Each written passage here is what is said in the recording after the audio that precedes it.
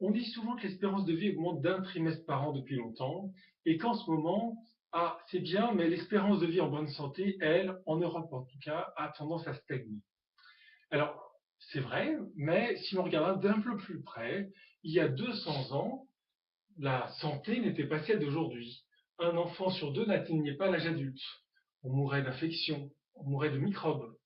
Et puis petit à petit, on a vu ces microbes disparaître, ces maladies infectieuses être évitées par des mesures d'hygiène principalement. Et donc, on a vu les âges de décès augmenter.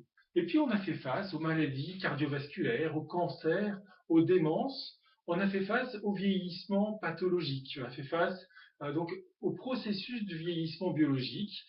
Donc, il ne s'agit pas de vieillissement chronologique, il s'agit des dégâts qui petit à petit s'accumulent.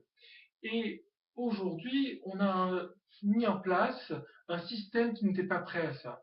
Un système rigide de retraite qui s'arrête à peu près à 65 ans, et on ne sait pas très bien comment financer ces longues maladies chroniques, et puis aussi comment d'un point de vue humain les gérer. Donc on fait face à un vieillissement de la population, et on se dit, il y a finalement deux approches. Il y a une approche chaise roulante qui va maintenir les personnes fragiles en état de santé intermédiaire.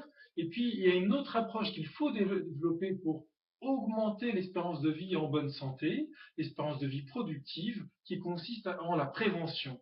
Et pas simplement la prévention des maladies infectieuses, mais la prévention du vieillissement, du bien vieillir, c'est-à-dire le manger, le bouger, et c'est-à-dire aussi la prévention biomédicale, éviter à l'avance autant que possible les inconvénients du vieillissement, tels que les maladies cardiovasculaires, les cancers, les maladies d'Alzheimer. Et donc, nous avons cette nouvelle science qui se développe.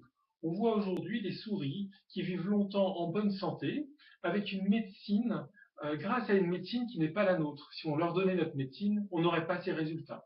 Donc, il est important de développer cette médecine-là.